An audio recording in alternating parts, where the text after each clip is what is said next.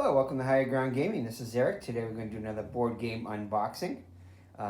This is a game called Maracaibo, as you can see, by Alexander Phister, who also designed Great Western Trail, which among many other games that he developed. And it's put out by Capstone Games, and it's got the seal of excellence on it from the Dice Tower.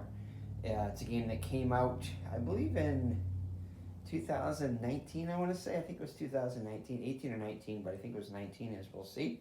It's definitely a game that's been climbing quite a bit in the last, since it came out, and it's actually cracked the top 50 in on Board Game Geek currently. I want to say it's around like 39, somewhere around there. But anyway, a game that's caught our attention, and we've watched numerous playthroughs of it through J Play. Was one we definitely watched. I think Slicker Drips might have done one. I'm not sure though, but I know it's been done. I know Gaming Rules has done one recently. In fact, he did a series. But what's cool about this is that this game has a not only is it a work replacement type game, it's also a it's got a legacy game put into it, and it's got a cool legacy version of it, meaning it doesn't put stickers and change the board. It uses it with tiles and different things, story cards that come out. But anyway, it's a game with tons of cards. It's got multi-use cards, which is something that we really like. And without further ado, let's show you what it's all about by unboxing it, since this is an unboxing. All right. So as you can see, it's Capstone Games, also published by Games Up, Alexander Phister. And give me a second, I gotta find my glasses.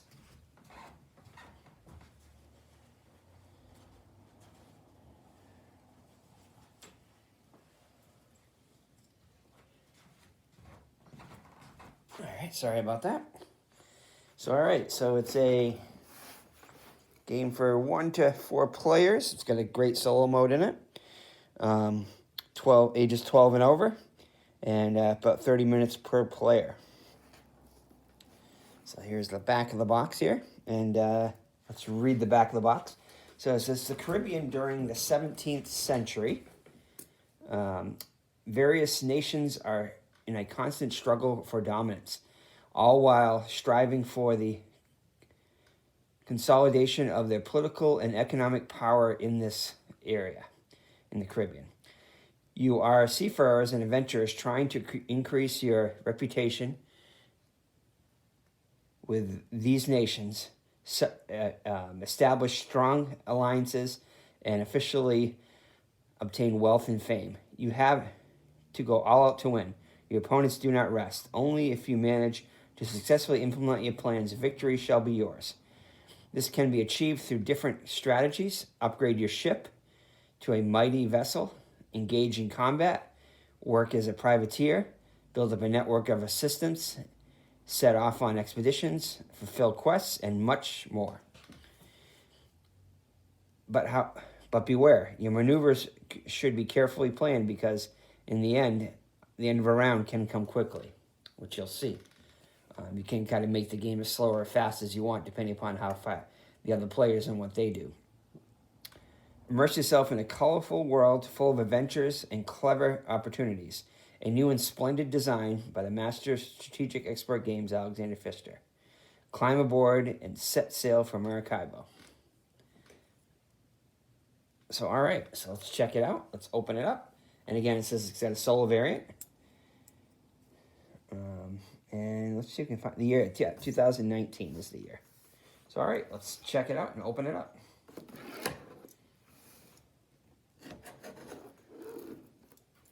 So this is the 3rd edition of it, which has the new and improved rule set in it, because there were some issues with some of the rules, translation of the rules or something in the, or the way that was worded in the original and in the 2nd edition, but 3rd edition has improved upon that, and we checked it out. We did get the 3rd edition of it, so that was pretty cool. So, all right, I'll try to leave the box at a distance where you can see it, but it doesn't get in the way. So, all right, So let's see what we have here. So, looks like the first thing we take out is not going to be the rules. So let's take out some of the pieces in it. Some nice wooden pieces, as you would see in a game. These are your ships right here. So very cool. So it looks like your player colors are going to be yellow.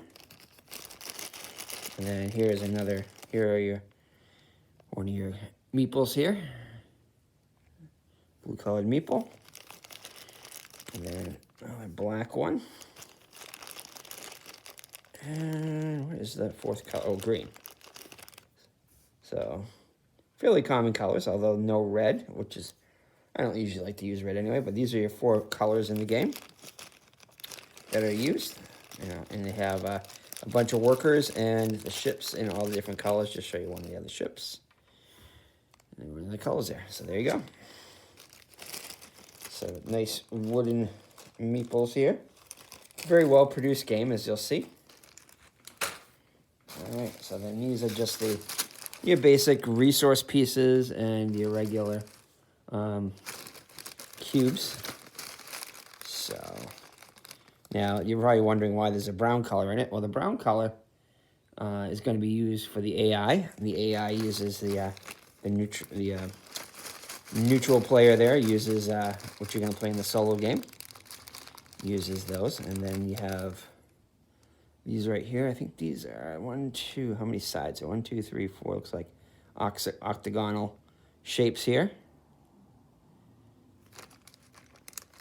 And all the 4 player colors, which are going to be used for victory points and other tracks and stuff. But the brown is definitely primarily all for the solo player. I mean, for the AI in the solo game. All right, and then finally your other things here. So these might actually be the victory point ones, I think, victory point markers. These right here look like little spades. But these are all in the 4 player colors. Oh, and these ones right here, the blue, red, and white, those are the 3 nations that you're going to be, basically the 3 colonizing countries, France, England, and Spain, I believe. France, I want to say, is red. I think England is, I don't know, I can't remember which color is which, but anyway, France, England, and Spain. Those are the 3 colors there. And they're going to be putting influence cubes down on different islands, and it's going to be like a territorial battle, so there is some area control, which is really cleverly implemented, I think. Your usual plastic baggies here. And here's the meat of the game here. The meat of the game are these cards right here. So lots of cards. And for some reason, a blue baggie in there. And let's go through the rule book first and the rest of the stuff before we go through the cards, because that'll be the main focus probably. So here's the rule book. Rather thick rule book, although I think it does. No, it looks like it's all English, I think. I think it's all just one language, so it looks like it's a pretty lengthy rule book. Yeah, 24-page rule book, so definitely a lot to this game. And I think a lot of this is the legacy game, too, so don't be intimidated by the length of this. So your contents right there, and let's see if they do that. Yeah, ownership markers, so it looks like, I'm not sure which flag is which, but anyway, they'll see your 3 flags right there. So 265 cards, so a lot of cards, definitely. And then project cards and story cards and all kinds of stuff in here. All right, so the game board, how things are set up. So definitely a beautiful game. Player setup here. Not a lot of pictures, a lot of words, which kind of gets me a little bit concerned, but I think we can figure it out. And then gameplay, how the gameplay runs. Main actions, see your city actions, combat actions. And then right here, you influence cubes. Doubloons are the currency. Or doublins, something like that. And then there are your colonization tracks there. Exploring, influence tracks. Well, influence, I think they call them. Village actions, the different actions you can take place in the village. And sorry, this is kind of a big rule book, so it's kind of hard to get it all in focus. So there's quests you can fulfill. You have assistants. That's what your meeples are called, assistants. Homeward bound, interim score. So there's interim scoring after every round. And then your final scoring, so it's 4 rounds, then you have final scorings. And then here, I don't want to show all this, but this is your game end. So you have career cards, which is a little for the legacy mode. Different ship upgrades you can get. And my favorite probably mechanism in the game are the multi-use cards. Well, not mechanism, but the cards are multi-use cards, so that's always a plus for me. I love games like that. Card effects, basically color coordinated. Quests. And solo variant, which I'll probably be playing a lot of, at least initially. I'll do in the campaign. I'll probably do the legacy mode, mostly solitaire, and the rest of the regular game I'll probably play multiplayer. Gene is the AI. Symbol summary, game end. And then new combat actions, immediate effects, new village actions. So I think these are probably for the legacy mode, so I don't want to give away too much in this. I think these are some of the symbology and what everything means. How to store the game in the legacy mode. So that's kind of cool. Legacy tiles. And I think there's probably either another rulebook or a pamphlet or something, which describes all the legacy cards and stuff. But we won't give away any spoilers on that. So let's check these out. So these are your player aids here, it looks like. These are kind of thin stock, but not very colorful, but thin stock. So you have your turn structure, your combat. And I'm not sure exactly what that is, but so these are one for every player. So these are kind of thin right here, but I guess they're adequate. I guess you could laminate them if you wanted to. And here are the player boards. So this looks like it's folding. These are good quality card stock, it looks like. So this is your player board here. And you're going to be putting tokens on all these, I think, yellow spaces right here. And 1 or 2 tokens, I think maybe 2 on each one. And after you remove tokens by delivering goods and other things, you get to improve actions and everything, which is always something I like on the player boards. Okay, kind of wish it was maybe what do you call them? The ints, not the ones that they use in terraforming are is basically the ones inlays, I guess you could say, the ones that have that you can basically put the tokens in so they don't move around. Those are always nice to have, but that's okay. All right, so this is for play there, and this right here are your coins. I think it's probably some quest of some. I think that's a legacy tile of some sort.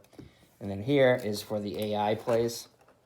So, and for some reason they only put this on the back of one of the player boards. They put the solo for the solo player. So, I mean, I guess you only need it on the back of one, but usually they do print it on the back of all of them in the games. But for some reason they didn't in this one.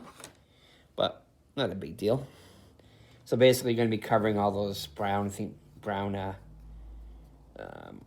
tokens on these, and you take them off as they complete objectives and deliver goods, stuff like that, I guess. And then it's probably some scoring for the AI, how it does combat and stuff like that. All right, just another player board there. And then here are your legacy tiles, so you don't really want to. And these will be used to cover cities and upgrade stuff, so we don't probably want to give away some of that stuff. And then just your 100-point tokens if you go over 100, which you probably should. And more coins. And then here are your quests. A simple quest is basically your cards are going to have goods on them, and you turn in certain goods to fulfill certain quests. And then these are all legacy tiles here, which change the game. And again, it doesn't really give away anything because you really don't know what this stuff means unless you play it. And then these right here, these are the combat tokens right here. So each country is going to have a certain combat strength. And if you fight on the side of each one of these countries, you'll get certain strength there, which will allow you to place influence cubes and get certain benefits such as victory points or coins or other things. Mostly victory points and coins, it looks like. And then right here is, depending upon which country is in what place, they'll get either a benefit or a liability. They'll, like, for instance, say if this country here normally had 5 swords, if it had the most colonies out there or influence cubes out there, then it would get a -2, so it'd only have 3 influence if this country was the first. I mean, if it was had the most influence cubes, it would only have a 3 fighting strength instead of a 5. But if 2 countries were tied for first, then this one will not take effect. If there's a tie for whatever happens here, it doesn't take effect. Like in this case, if the country that has the least influence of all 3 of them on the board will get a +3. So if it was this country, they would not only have 2, they would have 5, which I think is Spain for that one. And you get to place an influence cube. So it depends on what. And this one right here there's no change to the combat. These will come out randomly. So these are just your different combat cards or tokens or whatever. All right. So there you go. And then just more legacy tiles right here, which will change the board up, which is always a cool thing. I think more and more work replacement games are probably going to have stuff like that. But I like doing that as opposed to stickers, so that way, if you decide you want to play the legacy mode again, you don't have to buy a whole new, like a booster pack or whatever, or a refresh pack, whatever you call it. So another player board, more coins. And I think all the player boards are pretty much the same. Yeah, I think they are all there's no asymmetrical player boards in here. So there you go. And then these right here are, not sure, these might have something to do with the legacy mode or something, possibly. I'm not sure exactly. And then I think that's it, except for the, well, we haven't gotten to the cards yet, but let's lay out the board. And it's not as big as I thought it was. It always looks bigger when I watch them play on the Let's Plays and stuff, but. So there you go. Let's put it out and pan over it.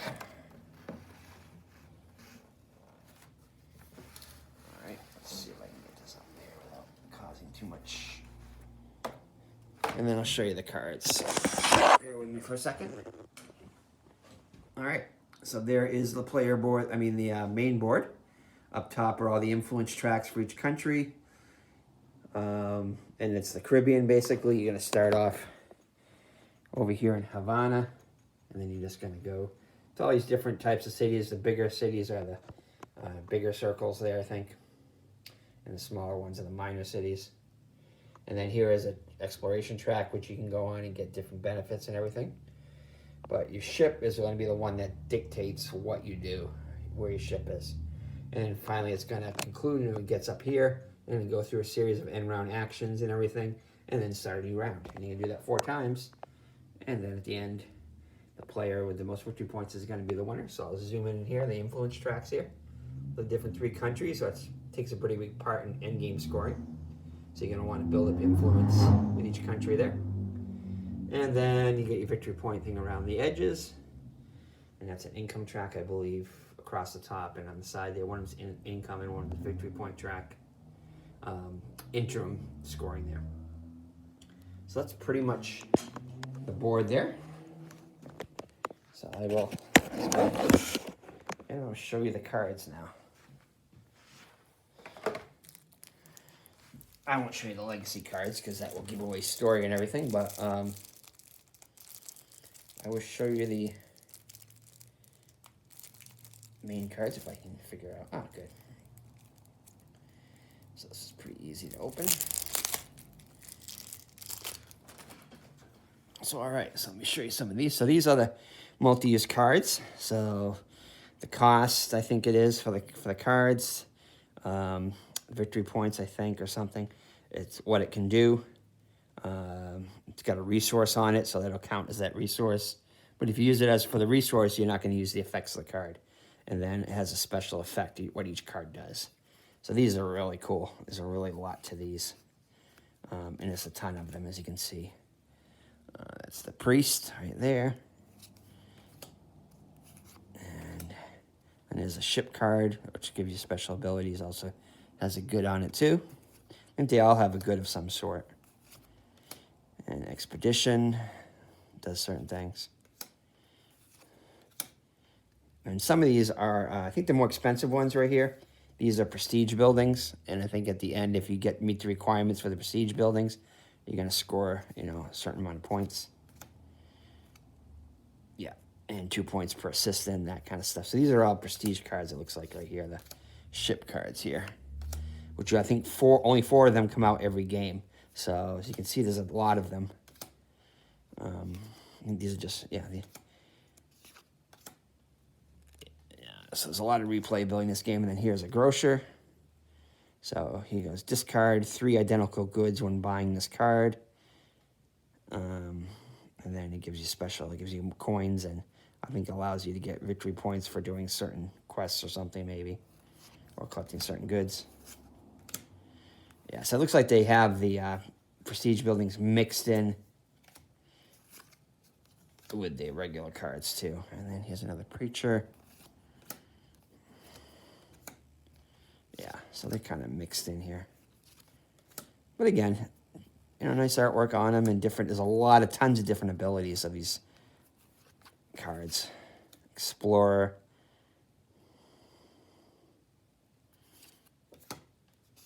And then some more prestige building. It looks like Drill Master. Looks like he gives you quite a few abilities there. Martyr. Smuggler. Governor.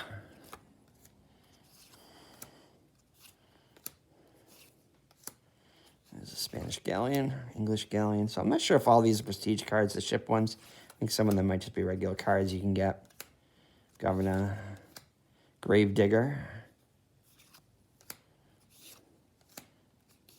Some of them might be related to quests and stuff. And hopefully I'm not giving away anything here by showing you these, but I don't think I am. Merchants. Oh, just tons of cards here, as you can see. Carpenter. And then here, looks like these might be some kind of an aid. These are the cards that are related to the story and stuff, I think. Some of them are story. This is basically how to do combat, I think. So some of these may be player aids also. So definitely lots of different cards here. And that's the one deck there. And then here's another deck. And at the beginning of the game, you're going to be given just one of each player color here. You get certain things you want to accomplish, and if you do so, let's see here. So this is, oh yeah, these are all the chapter cards. So I'm not going to go through these. These are all just to show you, these are all the cards for the legacy mode. So, yeah, so definitely quests and different things that occur in the legacy mode. They're pretty cool. So I'm not going to show you any of these. I don't want to spoil anything. And then looks like you just got more cards in here. So definitely tons of replayability in this game, which is something I really like.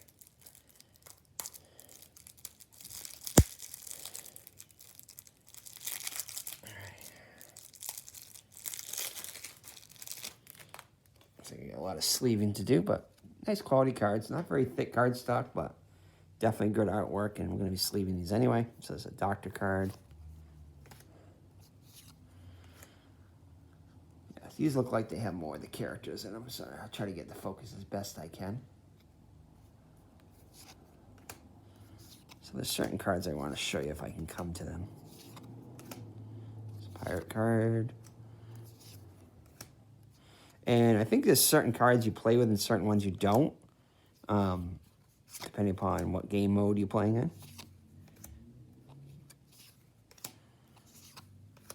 Yeah, Quest Hunter obviously helps you with quests.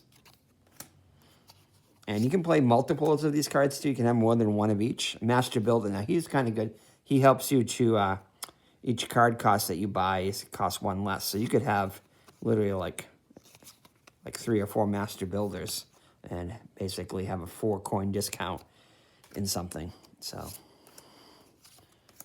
as far as I know, there's no restrictions to how many of these each card you can have.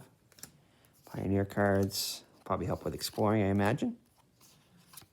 Sorry, it's a little dark there. Quest Hunter again. So definitely lots of different cards here. I don't want to go through every one of them, but lots of replayability in this game, which is something really cool. And I think that's it. Just all those cards and everything. So that is Maracaibo. Definitely a game that's we been wanting to get. We played Great Western Trail, and when we saw this one, it was by Alexander Phister too. We like Great Western Trail, but I think this one we're going to like even more. It's just kind of probably a little bit more up our alley. Plays differently, other than I think the only real similarity is the way you move around the board. You kind of move a little bit like Great Western Trail. You can skip ahead, and I think you can go up to 7 spaces on one turn. So you could literally finish around if you sped through it probably. Oh, looks like probably in 3 turns if you went the maximum 7 each time, because it looks like there's 21 spaces on the board there. So yeah, but chances are you're not going to want to do that, because you're going to want to fulfill quests and do other things along the way to build your engine and everything. But that's it. That's Maracaibo by Alexander Phister and Capstone Games. Thank you for watching. It's been Eric from Higher Ground Gaming, and we'll see you in the next unboxing videos. We still have a ton to do. So take care, and God bless. Bye-bye now.